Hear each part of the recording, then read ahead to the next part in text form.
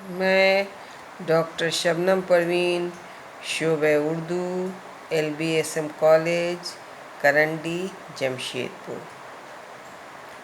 آج میں سیمسٹر 3 کے CC پیپر 7 کی کلاس لوں گی۔ سیمسٹر 3 کے CC پیپر 7 میں بچوں آپ کو خواجہ الطاف حسین کی سوانح نگاری کے متعلق واقفیت حاصل کرنی ہے۔ خواجہ الطاف حسین کی سوانح نگاری پر روشنی ڈالنے سے پہلے میں آپ کو خواجہ الطاف حسین حالی کی سوانحی خاکے سے واقف کراؤں گی، تاکہ آپ ان کی زندگی کے حالات سے واقف ہو جائیں اور اس کے بعد ان کی سوانح نگاری پر مطالعہ کرنے میں آپ کو آسانی ہو اور بہت ساری باتیں سمجھنے میں آپ کو بالکل مشکل کا سامنا نہ کرنا پڑے۔ لہٰذا اب میں آپ کو حالی کے سوانحی خاکے سے واقف کرا رہی ہوں۔ خواجہ الطاف حسین حالی کی پیدائش 1837 میں پانی پت میں ہوئی۔ خواجہ الطاف حسین حالی کی عمر جب 9 سال کی تھی تو ان کے والد کا انتقال ہو گیا۔ زمانہ قدیم کی رسم کے مطابق خواجہ الطاف حسین حالی کو پہلے قرآن شریف کی تعلیم دی گئی۔ قرآن شریف کی تعلیم مکمل ہونے کے بعد خواجہ الطاف حسین حالی نے فارسی اور عربی کی تعلیم حاصل کی۔ خواجہ الطاف حسین حالی کی عمر جب 17 سال کی تھی تو ان کی مرضی کے خلاف ان کی شادی کر دی گئی۔ اس وقت وہ اس عمر میں شادی کے لیے تیار نہیں تھے، لیکن ان کے اپنوں نے ان کی شادی ان کی مرضی کے خلاف کر دی۔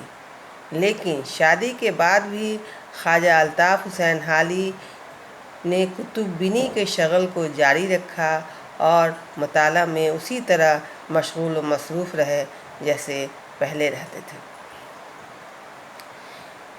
ان کے علمی استعداد میں روز بروز ترقی ہوتی رہی۔ کچھ عرصہ کے بعد خواجہ الطاف حسین کی ملاقات نواب مصطفیٰ خان شیفتہ سے ہوئی اور ان کی فیض صحبت حاصل ہوتی رہی۔ ان کی فیض صحبت نے حالی کے خیالات پر گہرا اثر ڈالا۔ شیفتہ مبالغہ سے گریز کرتے تھے۔ سچی باتیں اور سیدھے خیالات کو نظم کرنا ان کے نزدیک شاعر کا فرض اولین تھا۔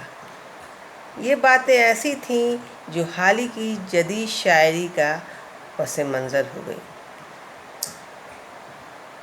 حالی شیفتہ کے ہاں 8 برس رہے۔ 8 برس رہنے کے بعد وہ لاہور چلے گئے۔ وہاں گورنمنٹ بک ڈپو میں انہیں جگہ ملی، جہاں اردو میں ترجمہ کی ہوئی کتابوں کی تصحیح کا کام انہیں دیا گیا۔ چنانچہ اس کام میں انگریزی ادب سے واقفیت کا موقع ملا۔ اس وجہ سے حالی کی طبیعت پر مغربی خیالات کا کافی اثر پڑا۔ اردو کی پستی دیکھ کر اس کی شاعری اور انشا پردازی کے نقائص پر اصلاح کے لیے کمر باندھی۔ رفتہ رفتہ حالی کو بھی اس انجمن میں بار یابی حاصل ہوئی، جہاں آزاد نغمہ سنجی کر چکے تھے۔ حالی نے جدید طریقے پر عمل پیرا ہو کر 4 مثنویاں اسی مشاعرے میں پڑھیں۔ ان کی پہلی مثنوی برکھا رود، دوسری مثنوی نشاط امید، تیسری مثنوی مناظرۂ رحم و انصاف اور چوتھی حب وطن تھی۔ حالی کی یہ 4 مثنویاں بہت مقبول ہوئیں۔ اس کے علاوہ انہوں نے کئی کارآمد نظمیں بھی لکھیں۔ ایک مسدس مدجزر اسلام کے نام سے لکھا، جس میں مسلمانوں کی ترقی اور تنزلی کے اسباب دکھائے۔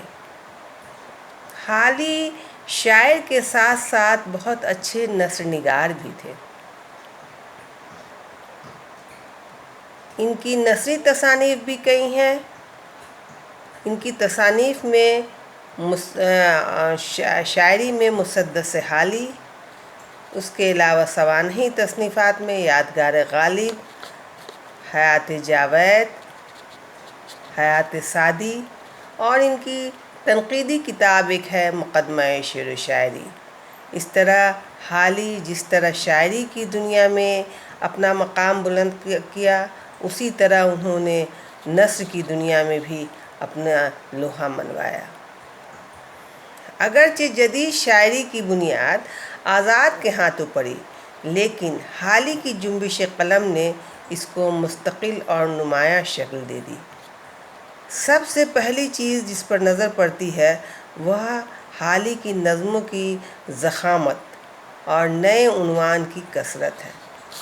حالی کا مجموعہ کلام بادی النظر دو حصوں میں تقسیم کیا جا سکتا ہے، پہلا نظمیں، دوسرا غزلیں۔ نئے عنوانوں کے علاوہ ان کی نظموں میں سادگی، روانی، تسلسل اور ایک بڑی حد تک ہمواری، یکسانیت اور یک رنگی موجود ہے۔ منظر نگاری، واقعہ نگاری، سیرت نگاری، فلسفہ اخلاق، فلسفہ قومیت کا اظہار، شخصیت، وسعت نظر، صداقت پسندی، جذبہ ہمدردی اور کہیں کہیں سادگی اور سرمستی کلام میں خاص دلکشی پیدا کر دیتی ہے۔ حالی کے مجموعہ کلام کو ایک ضخیم اور طولانی باز کہہ کر ٹالا نہیں جا سکتا۔ ان کے ہاں درس عمل اور واقعیت اور وجدانی کیفیات سے ہرگز محروم نہیں ہے۔ حالی کی قدیم غزلوں میں شیفتہ کا اثر نمایاں ہے، جن میں عاشقانہ جذبات نہایت تیز اور پر اثر ہے۔ سادگی کے ساتھ لطیف کنایے اور حسن و عشق کے رموز اس طرح آ جاتے ہیں کہ پڑھنے والا پرکیف و پاکیزہ فضا میں پہنچ جاتا ہے۔ اعتدال، بے تکلفی، سب چیز جو ہے ان کے ہاں موجود ہے۔ حالی کی شاعری کے علاوہ ان کے سوانح نگاری میں ان کا مقام بہت ہی بلند ہے۔ غالباً حالی پہلے شخص ہیں جنہوں نے اردو میں سوانح عمری لکھنا رائج کیا، چنانچہ حیات سعدی اور حیات جاوید سوانح نگاری کی عمدہ مثالیں ہیں۔ اگر یادگار غالب بھی اس سلسلے میں لے لی جائے تو یہ کہنے میں ذرا بھی تکلف نہیں ہو سکتا کہ تفصیلی حالات کے ساتھ مرنے والوں کے کلام پر بھی ایک بڑی حد تک حالی نے ناقدانہ انداز میں روشنی ڈالی ہے۔ اسلوب بیان اور واقعات کی چھان بین کی وجہ سے ان کتابوں کی بدولت حالی کو بہترین انشا پردازوں کے برابر جگہ ملی۔ یادگار غالب اور حیات جاوید، جس میں غالب اور سر سید کے حالات لکھے ہیں، ان کو پڑھ کر کبھی کبھی لوگوں کا خیال ہوتا ہے کہ حالی نے غالب اور سر سید کی تعریف میں مبالغہ سے کام لیا ہے۔ چنانچہ شبلی کا ایک اعتراض یہ بھی تھا کہ تصویر کا ایک رخ دکھایا گیا ہے، معائب سے یا تو چشم پوشی کی گئی ہے یا توجیہ کر دی گئی ہے۔ یہ خیال ایک حد تک صحیح ہے، لیکن اس کا بھی لحاظ رکھنا چاہیے کہ حالی کو سر سید اور غالب سے جو عقیدت تھی وہ محبت کے انتہائی درجہ تک پہنچ چکی تھی، جس کی وجہ سے اپنے ہیرو کی وہ خامیاں جو ہم کو سخت معلوم ہوتی ہیں وہ محبت کی عینک سے اتنی صاف اور ناگوار نہیں دکھائی دیتی۔ دوسرے یہ کہ اس سے پہلے سوانح عمری کا کوئی نمونہ موجود نہ تھا۔ جو کچھ حالی نے لکھا وہ بہت غنیمت اور قابل قدر ہے۔ سوانح عمری تو لکھا ہی انہوں نے، لیکن تنقید پر بھی حالی نے ایک بہت اچھی کتاب لکھی ہے جس کا نام مقدمہ شعر و شاعری ہے۔ مقدمہ شعر و شاعری میں حالی نے اردو شاعری پر ایسی تنقید کی ہے جو کئی لحاظ سے قابل قدر ہے۔ انہوں نے مختلف زبانوں کے خیالات سے فن شعر پر بحث کی ہے، اصول تنقید پر روشنی ڈالی ہے۔ حالی کی سب سے اہم تصنیف مقدمہ شعر و شاعری ہے، جس میں انہوں نے اردو کے لیے اچھی تجویز پیش کی ہے۔ یہ ضرور ہے کہ اس کتاب میں حالی نے اردو شاعری کے معائب بیان کیے ہیں، محاسن نظر انداز کر دیے، جس سے تصویر کا ایک رخ دکھائی دیتا ہے، مگر یہ معائب کی نشاندہی بھی اردو شعراء کے ذہن بدلنے اور شاعری کو نیا میدان دینے کے لیے کافی مفید ثابت ہوئی۔ عام طور سے حالی کی عبارت سادگی اور صفائی کی سرمایہ دار ہے۔ عبارت آرائی اور رنگینی سے یک قلم گریز ہے، روانی ضرور ہے مگر آزاد اور شبلی کی طرح شگفتگی نہیں۔